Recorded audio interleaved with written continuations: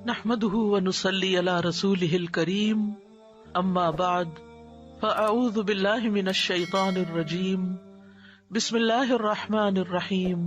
30 میں بھی پڑھتے ہیں کہ نبی صلی اللہ علیہ وسلم نے فرمایا جو شخص 10 بار قل هو اللہ احد پڑھتا ہے اس کے لیے جنت میں ایک محل بن جاتا ہے۔ عمر رضی اللہ عنہ کہنے لگے کہ اے اللہ کے رسول صلی اللہ علیہ وسلم اس طرح تو ہم بہت سارے محل اپنے لیے تیار کر لیں گے، یعنی بہت دفعہ ایسا ہی عمل کریں گے۔ آپ نے فرمایا اللہ کے پاس اس سے بہت زیادہ ہے، بہت اچھا ہے، یعنی تمہارے گمان سے کہیں زیادہ ہے اس کے پاس۔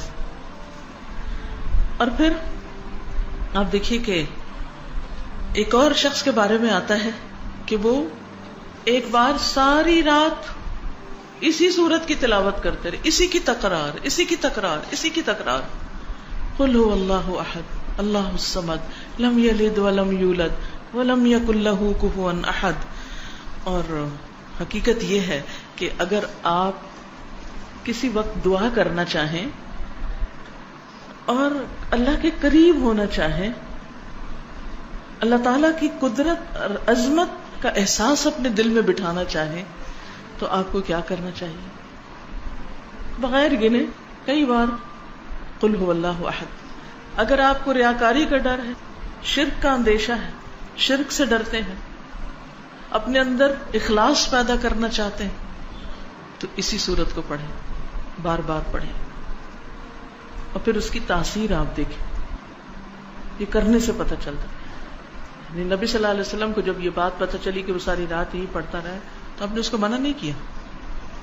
اس لیے اگر کوئی اس کو ایک سے زیادہ بار پڑھتا ہے تو کوئی منع نہیں ہے، لیکن اس کے لیے کوئی جگہ، کوئی وقت، کوئی گنتی، کوئی ہنسا، کچھ مقرر نہیں، کیونکہ ایک ہی آیت کا یا ایک سورت کا بار بار پڑھنا انسان کے اندر اس کا فہم زیادہ کرتا ہے، اس کے اندر غور و فکر اور تدبر زیادہ ہو جاتا ہے۔ تدبر کے لیے تکرار چاہیے ہوتی، بار بار پڑھو۔ ہم تو ایک دفعہ قرآن پڑھتے ہیں اور اس کے بعد بند کر کے وہ اوپر شیلف میں رکھ دیتے ہیں، مکمل ہو گیا، اب مزید اس سے کوئی کام نہیں۔ اس کی فضیلت یا اس کے بارے میں یہ بھی آتا ہے کہ یہ انسان کی بیماریوں کو دور کرنے والی۔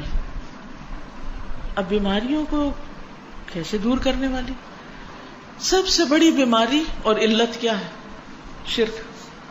سارے غم ہی شرک کی وجہ سے آتے ہیں، ساری مصیبتیں شرک کی وجہ سے آتی ہیں، اللہ سبحانہ وتعالیٰ کی ناراضگی شرک کی وجہ سے آتی، چاہے شرک اکبر ہو چاہے شرک اصغر ہو۔